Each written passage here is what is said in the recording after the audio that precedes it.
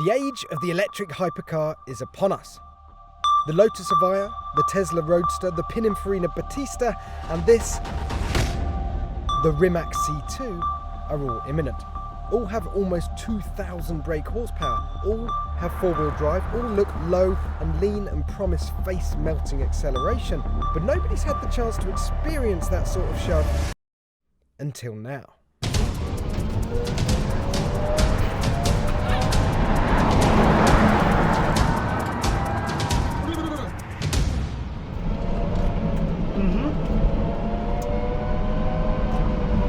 It's good. Let's add some facts to my incomprehensible squealing, shall we? Back in 2008, when we first saw it, Rimac gave us a spec sheet for the C2, and it read like this. A full carbon fibre monocoque, 4 motors, one for each wheel, producing 1,887 brake horsepower and 1,696 pounds-feet of torque, a curb weight of around 2 tonnes, 0 to 60 miles an hour in 1.85 seconds, 0 to 100 in 4.3, 0 to 186 in 11.8, and a top speed of 258 miles an hour.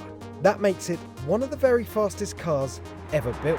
It also has a claim range of 340 miles, 550 kilometres, on the WLTP cycle, and can top up 0 to 80% of its 120 kilowatt-hour battery in 30 minutes, thanks to a charging capacity of up to 300 kilowatts. However, as you can see from the camouflage on this car, this isn't a 2-year-old show car.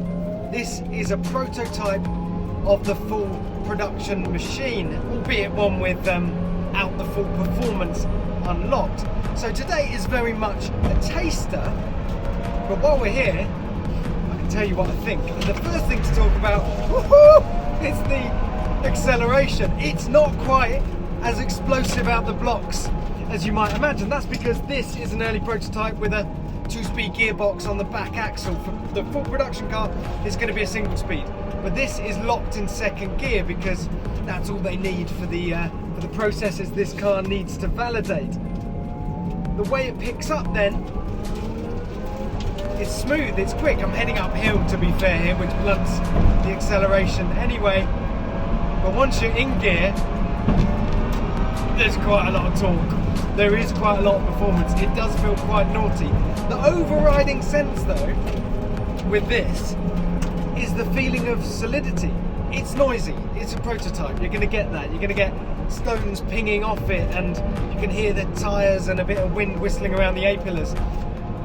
But through my bum and through my fingers, it feels absolutely keyed in. So when you turn the wheel, it just moves. There's no slack in the chassis whatsoever. That's the carbon fibre monocoque that's super stiff. The suspension is attached directly to the carbon monocoque.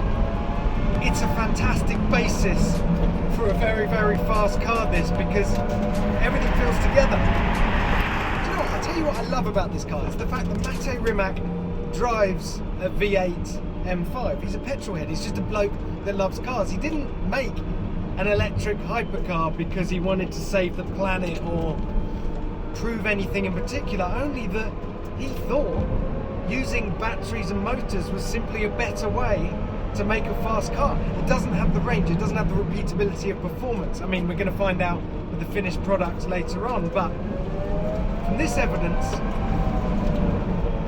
electric is certainly catching up. And then it was time to pick up a passenger, who I let drive for a little bit, considering it is his car. Thanks for having me. Thank you for Especially as I've been told I sound a little bit like Richard Hammond, so I don't want you getting any flashbacks. No worries. Don't worry, we're not going to go there. Do you still get happy every time you sit behind the wheel of this car? Get the same rush? Yes, I do, but I can never just drive. I always watch all the details and all the data and like try to hear if there's something wrong and so on. Yeah. So for me it's like a test drive every time. Yeah. So how would you describe your driving style then? Smooth, aggressive? Like this. That answers that one then. So go on then, how much power does this prototype, I know it's an early prototype, how much does it produce at the moment? Around 1,000 kilowatts, 1 megawatt. What's that in horsepower? 1,300. 1,300 horsepower, okay. And why is it limited? Just tell me a bit about this prototype and what stage of the process this comes from. So every prototype has a different purpose. Yeah. This was actually the first running car that we produced almost a year ago now. Yeah. Which means that it's basically based on 15-month-old data. So as the process is going on while you produce the car. Yeah. And this was used to test the suspension and the battery and, let's say, the basics of the powertrain. Mm-hmm. So we didn't take care of the exterior, interior, so a lot of the stuff here is improvised, duct taped and so on, 3D printed. Yeah. But it was used for the suspension setup and so on. And what we wanted to do first is to have a really good, let's say, passive car. Yeah. Meaning mechanical grip, the suspension geometry, the kinematics of the suspension, the setup together with the tires, because the tires are custom made for this car by Pirelli. Yeah, yeah. And then add torque vectoring on top of it. Yeah. Because otherwise you might just be, you know, covering up deficiencies with torque vectoring. You go, hey, you know, the chassis is okay, but torque vectoring will sort everything out. That's what we don't want. Yeah. We want to have a really solid car without torque vectoring, yeah. and then add the functionalities of torque vectoring on top of it. Yeah. We want to have some kind of natural control in the vehicle, like when you are in drift mode, that you can really slide the car around and still feel like you are in control and have minimum intervention, but still some kind of intervention, because you don't want the tire to go 300 kilometers per hour while the car is moving 50. You just said it has a drift mode. It does. So that's one of the things in the finished car, right? Yeah. So when we have the torque vectoring systems overlaid, can it do the whole tank mode thing, spinning on the spot? Because you could effectively turn wheels in different directions. Yeah, theoretically yes, but it's not something we would give to our customers. It's a little bit dangerous, I think. But it's a nice way of people demonstrating just how you can have. Yeah, it's like a tank, yeah. Okay, so if we project forward to the production car that we're going to see in Geneva. Yeah. How much of the specs from the concept car from 2 years ago have been carried over? I've got a checklist just to make sure we don't miss anything. Still got 4 motors. We still have them? Yeah, the 2-speed gearbox, because the concept had 2-speed gearbox on the rear axle, right? Yes. Has that stayed? This car still has them, because this was an early prototype. Mm-hmm. But for production, we decided not to have a 2-speed gearbox, but to go for a single-speed gearbox. Yeah. In order to reduce the weight and the complexity and increase efficiency. So this car still has the 2-speed, but we are just using second gear right now. Yeah. Because that's closer to the production car. And how can you maintain that 400 kilometers an hour top speed with just a single-speed gearbox? Yeah, that was the trick, to really increase the performance of the motors and the inverters. So we moved the motor speed from 12,000 RPM to 18,000 RPM, and the torque at the same time from 700 Newton meters to 900 Newton meters. Yeah. So in that way we could have the same acceleration and same top speed without having two gears. Is the aim still 1900 horsepower? 1900 horsepower car, it is. There, yes. 1900, sir. And the range, 550 kilometers? WLTP cycle, yeah, yes. WLTP. Now, I remember meeting you 2 years ago and you said the aim was to do 2 fast laps of the Nürburgring without significant decrease in performance. How close are you to that? That's a tough one. We're still working on that. Next question. Yeah, well, for the powertrain, it's doable. It's not a problem. Yeah. The problem is the batteries, which are heating up. So the strategy of how you start the lap and how you manage the power and the cooling during the lap, that's something that we are really tuning, doing lots of simulations. Can we do 2 laps today? No, we can't without derating, but I hope we'll get there. On that note, we swapped seats so I could have another go, this time under the watchful eye of Mr. Rimac. So I almost died twice being the passenger in a test car. So Third time lucky? I was, I had to promise my girlfriend that I will never drive as a passenger with somebody else in our prototypes again. So be careful, please. Just to say, when I did turn up, Mate said, okay, yeah, I'll do some driving with Jack in the passenger seat. And then, yeah, he could just go off on his own. I'm like, no, I want you in here. Don't worry, I'm taking it easy. I'm learning the car, you know? Have you been driving prototypes before? Yeah. Loads? Yeah. So how much more power could a car take? I'll be honest, in the Top Gear office, when you first announced the C2 and it was 1,900 horsepower, you know, we were like, what? This is such a leap from anything that we've known before. I remember the Veyron being announced with 1,000 horsepower and us just it blowing our minds. Yeah. Why pick this power number? Is this as much as 4 tyres can take? Can you see a more powerful car in the future? Well, the throttle is not a digital switch, you know, so you don't have to use the full power all the time. But there is never too much power, I think. Like even with 1,900 horsepower, the tire can't take it until 120, but above it, you could have more power, no problem for the tire. So I don't think that's a problem. Well, without, you know, when the McLaren F1 came out, everybody was like, okay, that's it. There will be no car with more power than that. Yeah. And today you have sedans and SUVs with that kind of power normally. Sure. So today I would say 1,900 horsepower is like, why would you need more? But I don't know, let's speak again in a few years. To sum up then, the C2 is already blisteringly quick to drive. How fast it'll be when a further 600 horsepower is unleashed, I can only imagine.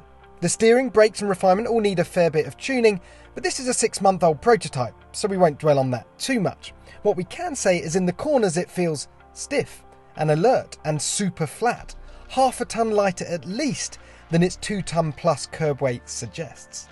And here's the clincher. It hasn't even had the infinite 4-wheel drive torque vectoring wizardry applied yet. When it does, the handling should be out of this world. Oh, and because you'll have direct manual control over how you want the power distributed, up to 100% to the rear axle in drift mode, it might be a hyper GT at heart, the C2, but it's going to be a lot of fun on the track as well. Okay, let's learn a bit more about the man and the company rewriting the book on not just hypercars, but electric cars in general. Okay, Mate, you must feel like we're surrounded by your babies here. That's the 2018 show car over there, the prototype we've been driving, and the new final production model.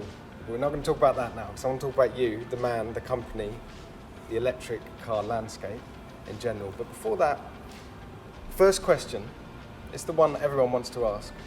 What's the secret to your beard? Well, actually, you know, I started a company when I was 20 years old and was strange enough to do it in Croatia. And, you know, I needed the beard to look more serious. So people would take you seriously in these big meetings.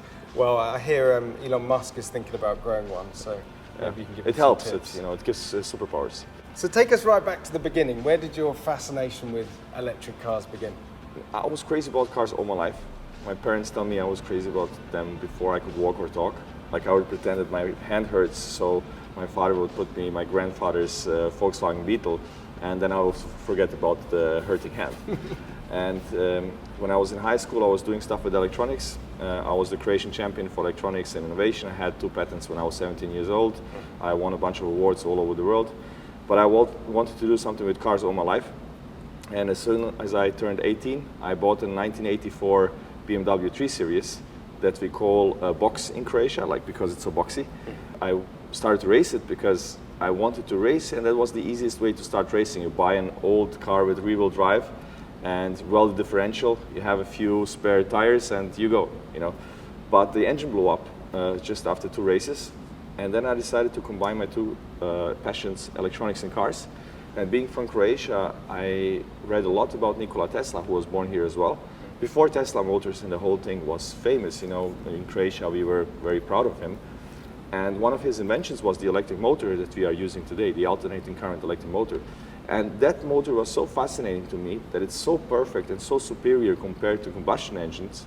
So why is nobody using that to make cars fun and exciting?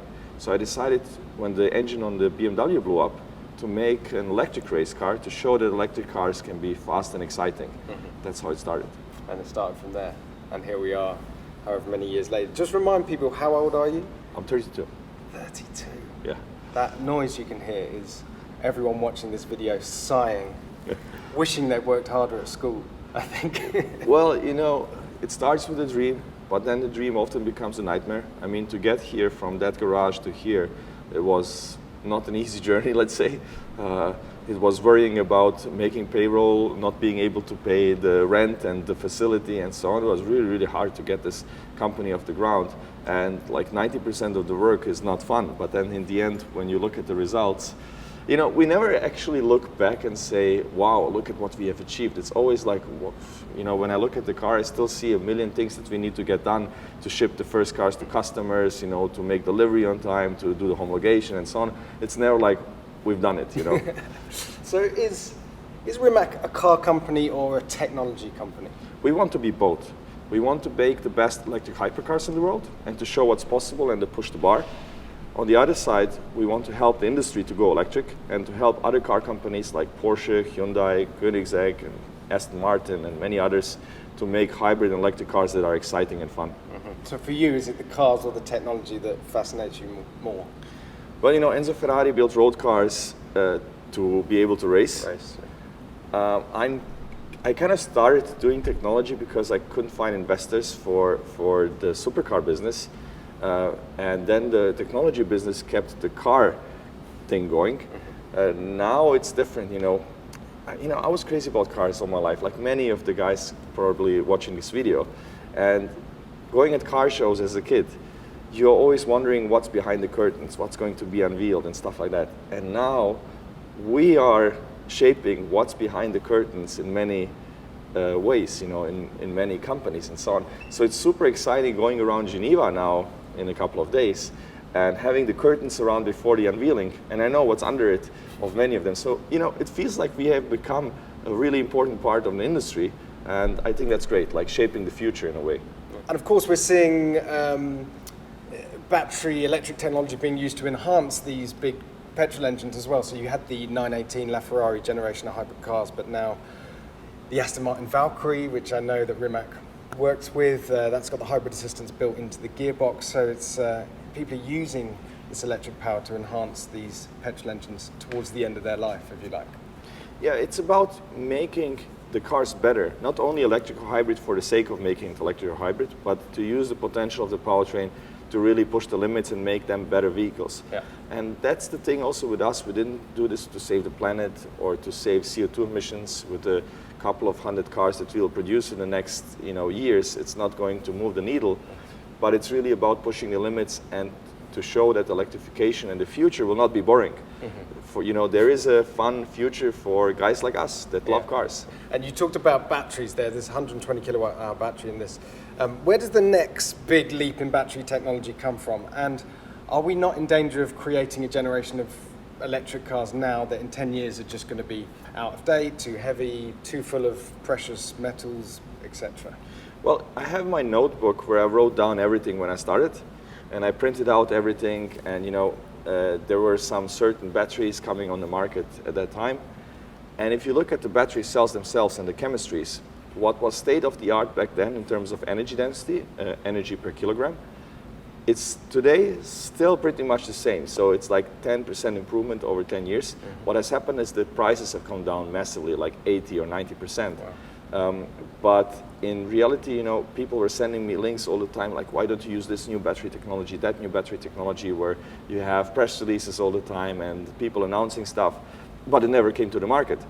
So I don't really believe that there will be a big leap in battery technology in the next few years. It's incremental improvement. We are working really hard around the chemistry. So we are working with cell manufacturers to optimize the chemistry but then our work really starts on the module level, like to cool the batteries, to pack them as densely as possible to make it safe and so on. That's where we are good at. But the fundamentals, I don't think there will be this huge leap like with lithium air batteries or solid state. Solid state might come soon, but I don't think it's going to have an impact for performance vehicles. Because of course when it does arrive, if and when it arrives, the price is going straight back up to the top again. Yeah, but solid state batteries are more intended to reduce the cost and to have a good energy density, but power density will be at the beginning quite bad. So it's not for performance vehicles. It will be more for, let's say, family and more reasonable vehicles. So how has the business changed since you started supplying manufacturers? Can you keep up? Are you growing too fast? When we started, it was a very different world. It was a world when you had the Jeeves that was the electric car in people's minds when you said electric car. You know, like small, ugly, boxy. Yeah. So the world has changed, and now everybody's coming to us. They want our stuff in their vehicles and so on. It's hard to keep up. A very small company working with a very big company. So Hyundai is, for example, a shareholder, and they have 4 times more revenue than Croatia's GDP. So all of Croatian companies combined, all of the economy is 4 times weaker than Hyundai, just one company. Yeah. So these are massive companies, and we are then a little wheel in their huge organizations, and it's tough to be on their level because they are doing it for 100 years. But we are getting there. It's a transition, and basically it's something that very, very few people have done, to create a company in a garage and just in 10 years be a supplier of key components that are safety critical and that are defining the DNA of the vehicle to major car manufacturers. And that's where a lot of the gray hair comes from. So it's not just the high performance companies you're working with. You are working with other OEMs on more mass market electric vehicles and helping them to develop those mass market EVs. Yeah, I think it would be very elitistic to do this just for hypercars. And that's not something I would like to do. Of course, hypercars are beautiful, nice, and we all love them. But it would be really nice if this technology trickles down to more mass market vehicles. And you will see something also in Hyundai stand in this Geneva. So the point is that we take what we have here in a 2 million euros hypercar, which will become more affordable in cars like Hyundai. So that's why we don't want to go against the car industry, we want to go with the car industry. We see with Tesla how difficult it is to ramp up and how much money and people it takes, billions and billions and tens of thousands of the best people in the world to compete against the car companies, because it's such a hard business. I don't think there's any harder business than cars. With them, we can bring this technology to a wider audience. That's what we want. We would like that the much wider audience has access to fun electric cars. Yeah. All right, so let's assume that you have a C2 in your garage. That's sorted. What else would be in your dream lottery win garage? Oh, I have a long, long list. So it's all right, we got some time. I actually have a list of things that I would like to buy. Like you pulled out of your pocket. Yeah, it will be very long. First, I wanted all the cars where we have our components in, but that's going to be very difficult. S. Martin Valkyrie, Koenigsegg Regera, it's going to be quite expensive to do that. Pininfarina Battista and these kind of cars, they're very expensive cars. But then, currently my garage would be mostly combustion engine cars, E30, M3, air-cooled Porsches, maybe some of the new Porsches, GT3 RS or GT2 RS. So I would like these 90s era, 80s kind of cars. And I read somewhere that the market for these pre-war era cars is dropping a lot. And I was wondering why. And a guy told me the story that, you are fascinated by certain cars when you are young, and then when you are later successful in life, you buy the cars that you liked when you were young. And so for me, that's the 80s and the 90s. That's the kind of cars that I would love. Maybe a Carrera GT, with a crazy V10 sound, or an SLR. I know it has a terrible gearbox, but it was a car that I had, on my wall. Yeah. So cars like that. Yeah, so that's your era, that's the car. Mate, you're going to need a bigger garage. Oh yeah, definitely. Well, I have everything in the company, so I don't, what they say, paper rich, cash poor. So that's not a priority for me. For me, the priority is that the company is successful.